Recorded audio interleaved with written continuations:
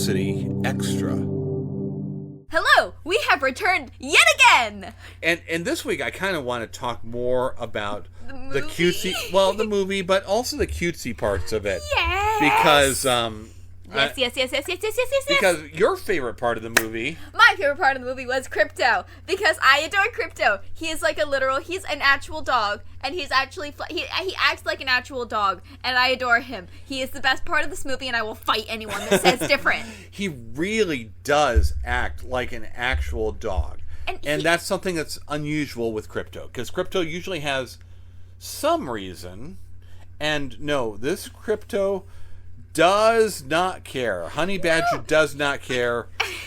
He's literally just he's acting like an actual dog would. And the thing is, I love how this movie didn't just characterize him as just the cute little mascot. He plays an actual role in this thing. Yes. He is an actual defined character in this. Literally, I adore watching him in this. I adore watching in the beginning when he destroys the Fortress of Solitude. I enjoy watching later on when he decides to eat Mr. Terrific's camera ball things. Yes. I adore later on when he eats the camera things that Lex has on them.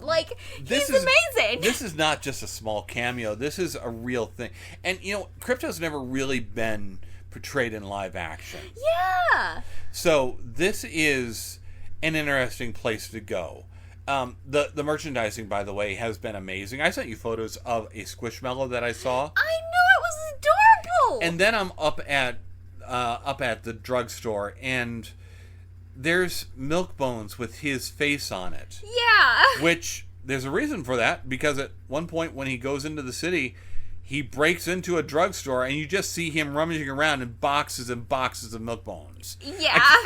I mentioned all the way back in the first episode, you have to keep watching the background of this movie. So great. It's just, oh. They literally, when Lex has them, trapped, he has Krypto just flying in a swirling thing, chasing flying squirrels. Yes, he has his eyes wired open, like Clockwork Orange style, staring at a screen of flying squirrels to just it's just oh my goodness. I adore him in this. He literally at one point when what's her name? When hold on, give me a second. Lois. When Lois is flying the Mr. Terrific's little ship thing, Krypto just jumps on her lap. He doesn't care. He just he wants to be there. It's not that just that he jumps on her lap. He won't move. Yeah, he won't move. He won't get out of the way of the controls. I'm looking at oh, this is Sparky.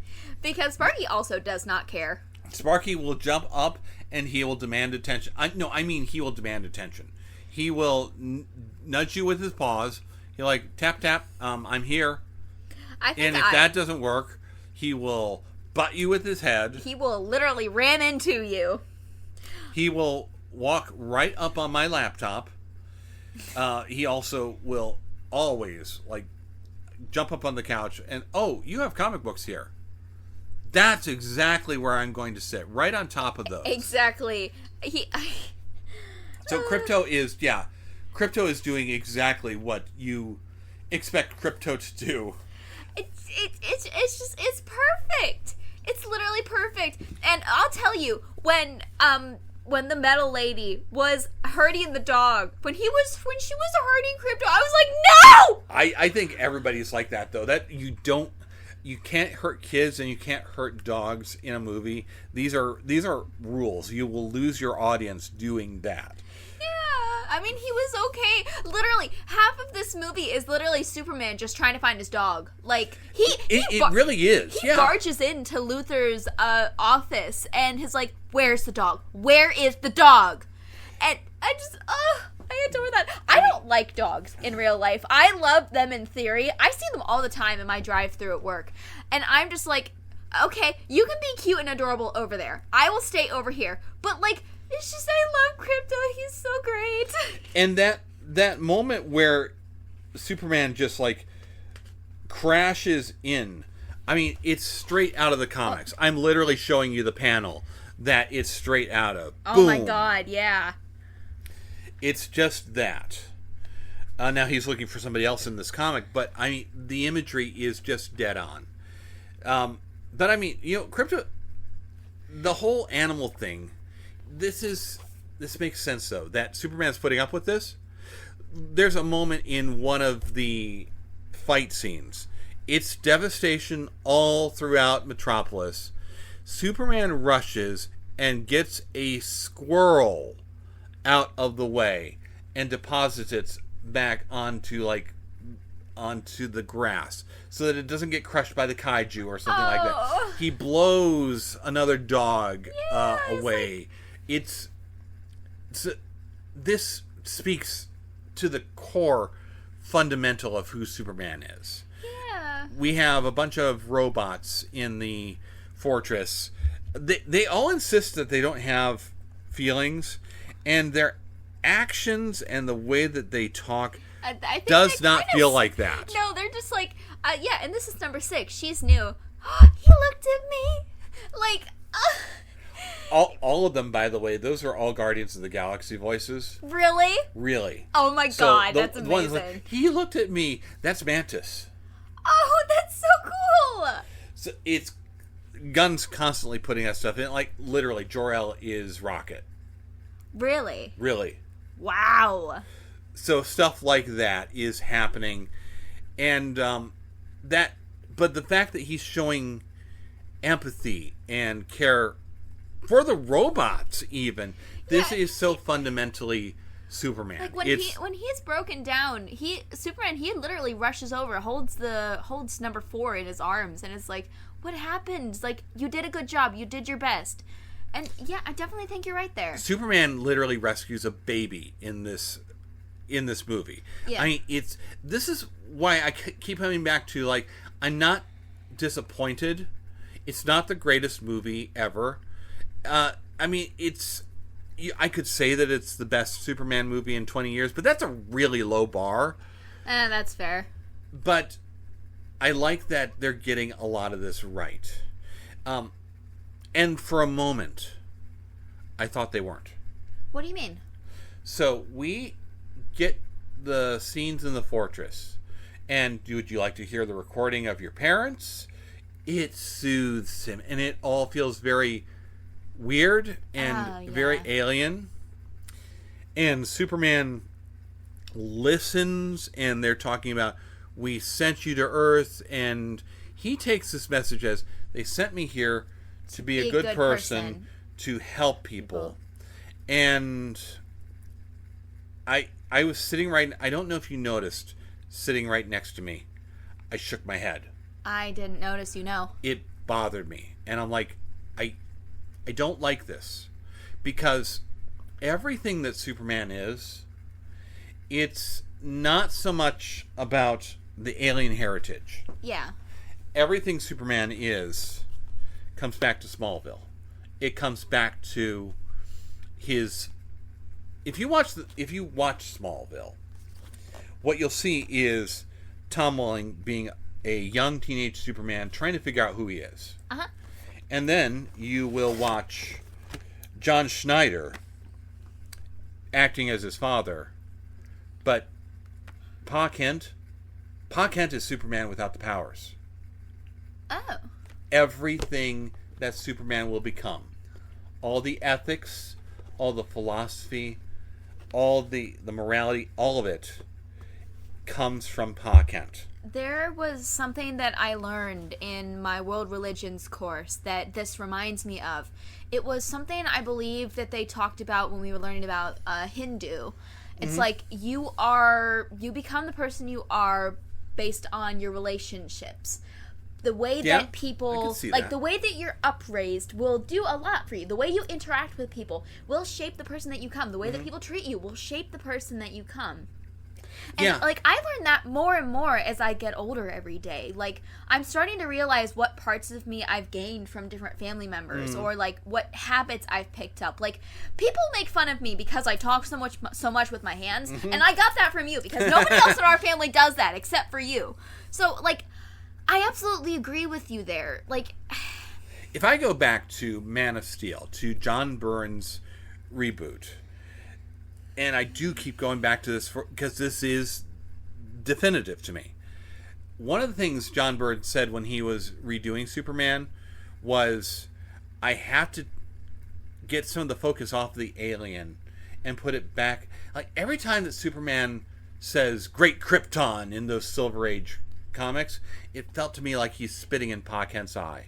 Yeah, I would be like, no, that doesn't make sense. I mean, Superman, he was brought to Earth as a baby, right?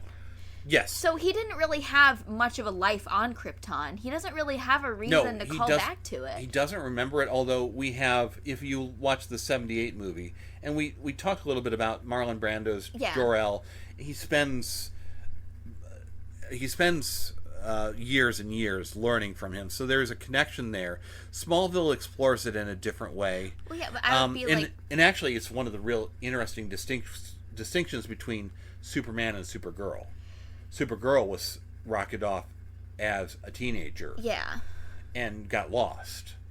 Yeah. So she does remember Krypton. Superman, not entirely, not so much, except for what the Fortress has taught him. Yeah, and I'd be like, there's the difference there between learned behavior and, like, growing up behavior. Nature and nurture, yes. So, it bothered me that he was attributing it all to his birth parents. But they fixed it at the end, though. Yes, that's so fascinating to me. They gave him a character arc. Exactly. Where he's all about embracing the human part of him, the humanity, that fundamental core to him, and they did it without deconstructing him, without making him dark, without making him mopey and dreary and brooding, which, see, this is something that I keep telling, it drives me nuts. Whenever I see a writer who says, I don't know how to write for Superman, I mean, he's basically a small g god. And I'm like, you don't get it then. If I look at this really rich cast of characters in the Superman story, he's the only one I relate to. He is it. I do not relate to the egomaniacal CEO, multimillionaire Lex Luthor. Well, no, I don't relate to the high-powered executive editor-in-chief of the newspaper, Perry White. I don't relate to the kind of formed by childhood trauma obsessive reporter that Lois Lane is, where it's just a job. I don't relate to the annoying kid Jimmy Olsen. There's no Superman is the one person in this whole cast of characters who's just a guy. That's true. He is just kind of trying to live his life the best he can. And they even point they point that out. They portray it in the movie. So the other superheroes like, stop fooling around over there. I'm not fooling around. I'm doing important stuff. He relates to the kids that are around him. He relates to the people. People don't love Superman because of the powers. They love him just because of who he is. Yes. Like, he's a down-to-earth kind of guy. Like, he strikes me as the kind of person, like, if he's not super busy, he will absolutely take the time to chat with you for a minute or two before, like, speeding off into the sky to go fight another monster or whatever. Superman is an aspirational character. Yeah. It's like, it's something we should all aim to be. And you know what? They get this. They portray this in the movie. Mm-hmm. So, at one point he stops a war, and he's then too busy saving Metropolis from dividing into two pieces. But you know what? The people in that far off land are still getting ready to stand up against the invading army. Yeah. And some superheroes go because Superman's an aspirational character. Mm-hmm. Against their better judgment. We're going to go, we're going to help, and we're going to protect. Superman makes us want to do better. Yeah, exactly. That's one of those, and it's a very unique thing about Superman. I can't say that about Batman. Yeah, when I was younger, I used to ask you why Superman was your favorite character, and you would give me the same answer every time. It's because he wants to do good just to do good. There is no reasoning behind it. And it's but he makes everybody around him better too. Yeah. Even if you look at The Ordinary Life, so we've got a new Lois Lane in this, and she did a fine job. Yeah. Now, Elizabeth Tulloch in Superman and Lois is she's just the single best Lois Lane ever. Not just in my lifetime. I can't think of one that I like better. But this new actress, she's portraying Lois at a different age. She does a good job. Mm-hmm. They do something interesting. They explore the difficulties of that relationship.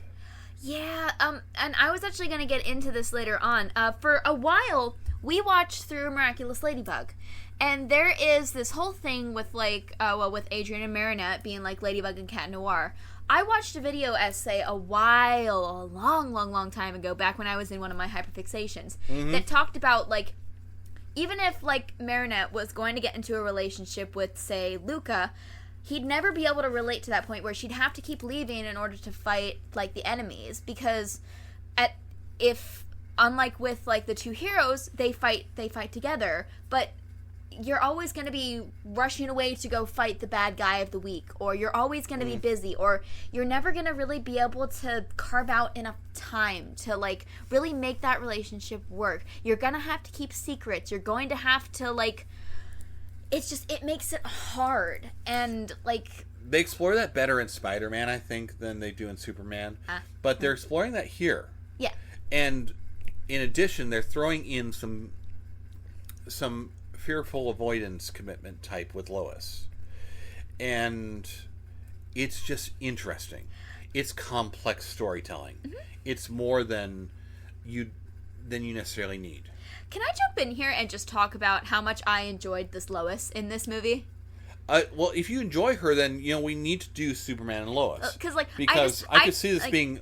I could see Superman and Lois being an older version of her. Well, no, because, like, there are so many moments in this that I absolutely adore. I'm going to be jumping all over the place here. There's a scene earlier on where Lois, like, we're at the Daily Planet, and Lois is talking with Jimmy Olsen, and she's trying to figure out, like, the connection between, with LexCorp and with the big bad guy. And as she's doing this, she's like, I haven't gotten any sleep, and she's pouring a ton of sugar into her coffee. The camera pans over to Jimmy Olsen, and we just keep hearing the sugar pouring into the coffee. When the camera pans back, we're still pouring sugar into the coffee. And Jimmy Olsen just says something like, girl, that's way too much sugar. Like, later on, as I was saying, like, she is going out of her way to fight for Superman. She gets into an argument with the Justice Gang, I'm saying with air quotes, about them not wanting to help her. Like, are you seriously going to stand by here and do nothing? Well, no. Are you kidding me? Like, to the point where it's like, that hairstyle should be illegal. I know. I was like, I'm surprised she didn't get blasted into space for that. And, like, just her, like... Oh my gosh, she has so much sass, and I love it for her. No, and she does it without being mean. Without being mean, without being obnoxious. She retains her femininity while still being strong. Exactly. While still having that sort of obsessive aggressive. And at the end, Superman and Lois are back together because throughout the whole thing, even when he's not around, Superman has made her better. Yeah. That influence still abounds.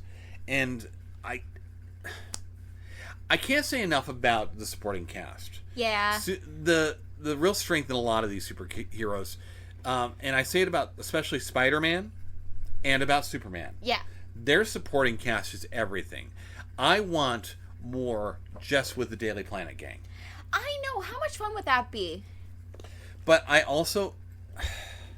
Yeah, the fact that these current actors, these current avatars, did such a good job on it, it really does tell you something about how we're feeling about this film.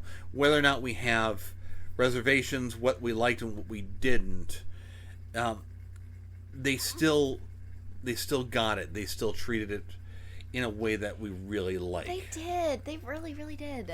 Now, it's not entirely free of some politicking, some some perspectives that have to be shoehorned in.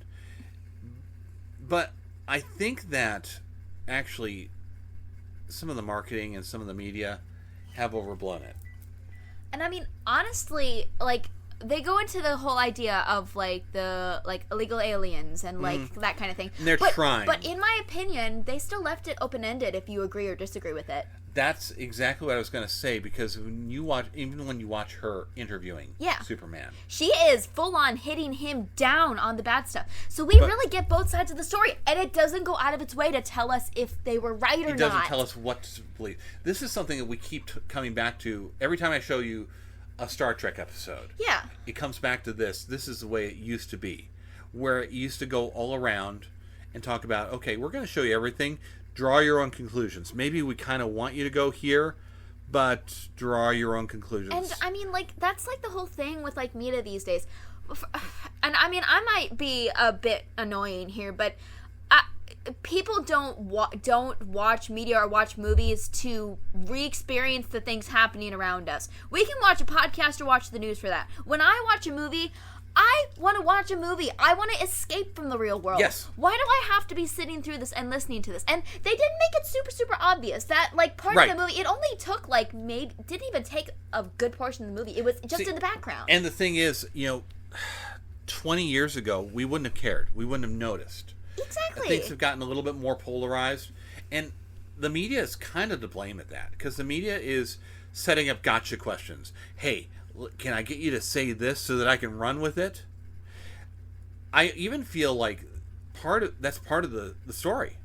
Yeah. James Gunn, I think James Gunn, the director, is trying to poke fun at conservative media, the stuff that I read and listen to, and I don't think he's successful in that, because I think what we actually get is more of an indictment of the whole corrupt media complex at large. Yeah. Like this whole corrupt media that said for years, oh, like when in the movie when they're, oh, Superman's bad, oh, Superman's evil, Superman's got a Martian harem that he's gonna try and take our women. I was just like, are you kidding me? And then they turn on a dime, and oh, Lex is actually the traitor. Lex is actually the one. Yeah. And I mean, it's instant. No apologies. No retraction, just we changed our story. Yeah. And the thing that resonates with me, the thing that it feels like to me, is the way that the news media treated President Biden. So we could watch President Biden getting a little bit slower and slower and not knowing where he was and being in and starting his mental decline, not being fit for the job. And the media kept saying, no, this is the best Biden ever. He's doing backflips and one-handed push-ups in his office. I've never seen somebody so sharp. Yeah. And even now, like, they're still doing the same thing, even with the current president. 8 months later, though, now we're getting books about how, well, okay, yeah, he actually was suffering from dementia and has cancer and wasn't really fit for the job. How did we miss it? How did we not see this? Yeah. And that sort of flip is just, it's instantaneous. Yeah. And I mean, like, it's even still happening with media with the current president now. Like, they're flipping on a dime depending on, like, what's going on with the media. So it's like, it's still happening regardless of who's in power, regardless of who is there. The media will be like, oh, this is what the people want. I'm going to take a hold of that and follow that till it ends. And so that's what I take away from a lot of that part of this movie. From the politics of this movie, that's actually what I take away from it. That may not be the message that the director was trying to send. Now, and I like James Gunn. We're on polar opposite sides of the political spectrum, but I like James Gunn. I like James Gunn all the way back to his days doing Slither, all the way back to his days working in Troma Entertainment, like the lowest of the low budget, where Lloyd Kaufman will show up for any film, any restaurant opening, any supermarket opening. Lloyd Kaufman shot stuff for your movie. Oh my gosh. You have a connection, by the way. That means you have a connection directly to Superman. Oh my god. Didn't you say that you had a question for me regarding this? Yes, actually. So we go back to the interview. Yeah. And when Lois is interviewing Superman. Because we just talked about this. And we just talked about how we get a lot of sides of different things. Mm-hmm. Superman is coming under fire because he stopped a war. He stopped an invasion. A bigger country trying to invade a smaller country. Was he right to do that? Or was Lois right in being suspicious of that and not knowing? This is not an easy question. Yeah, give me a second. Because I was thinking about that a lot during the movie as well. Because, like I said, it leaves it very open-ended. And I think it's a good thing to think about and to consider. I mean, like, if I'm being honest,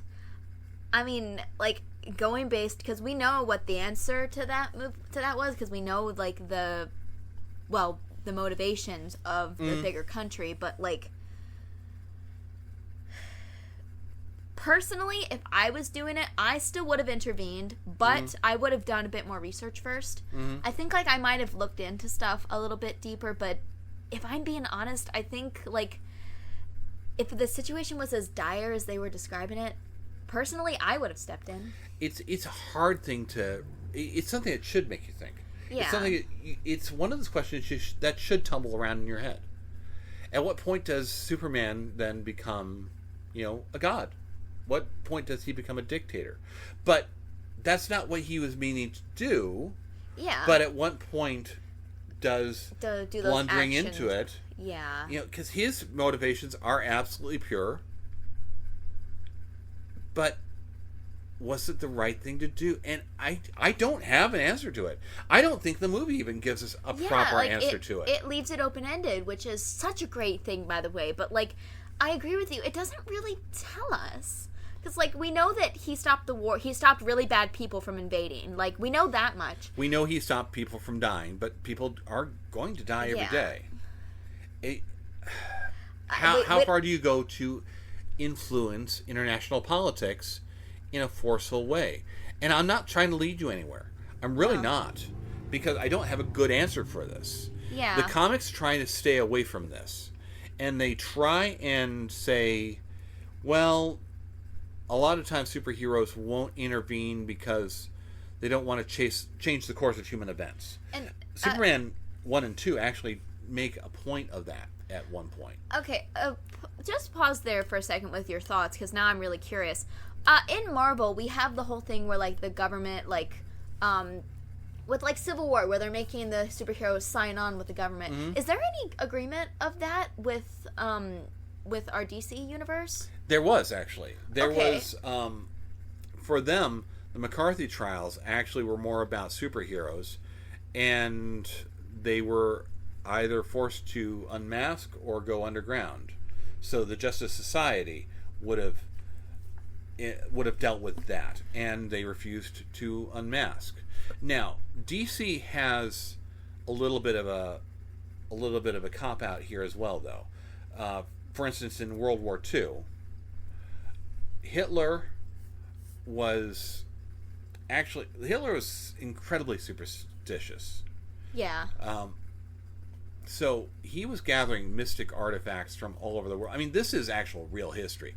DC took advantage of this and said that Hitler had acquired this legendary Staff of Destiny. So, a superhero that crosses over into Nazi territory would fall under his influence. So we're going full on, like, what's it called? We had a crossover in Supergirl. What was that with the Nazis and the You're thinking of Crisis on Earth 2. Yeah. Similar to that. But the idea is that's why the superheroes didn't involve themselves in World War or in a lot of those events. I mean, like, Superman actually literally was the most frustrated, by the way, because he's like, why does this affect me? I'm not magic. My parents found me in a rocket ship. But magic is something that he's susceptible to. Are there any heroes that aren't susceptible to magic that could have gone in and helped? Maybe some mystic ones, and some I believe did. But they didn't go as superheroes. They went as soldiers. They joined the army. Yeah. Huh. Because that just makes me wonder about, like, the whole... They've played with it once in a while in the modern age. In fact, there is, right after the reboot, right after Byrne's revamp, there is a story, and part of what this is referencing, where Superman does something similar. And he realizes that the political uproar, the national unrest, it's a bad thing. It causes more trouble than it was worth. This movie is a combination of a bunch of things. There's elements from a couple of different stories. The Pocket Universe is another Byrne creation. That's actually where he managed to bring in a Supergirl that wasn't Kryptonian at that point. Oh. So she was a clone. That thing that was driving the sled around in the Pocket Universe, that's probably what he was referring to. That guy was creepy. Well, that if it's a proto-matter matrix, it can turn into anything. Then why would you turn into that? Because it's in its normal form. Oh. Ugh. A lot of it's based on a series called Birthright. That's where we get the message from Jor-El and Lara is conquer the world. Actually, I do have a question. The whole message with, like, his parents, what did you, like, did we think that message was real? Like, I don't know. I would like it better if it wasn't. Yeah, I would like it better too if it wasn't. But, like, in Birthright, Lex managed to find old images of Kryptonian starships and invasion fleets.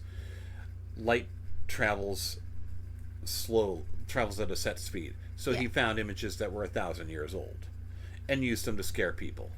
Oh. Same idea, though. Yeah.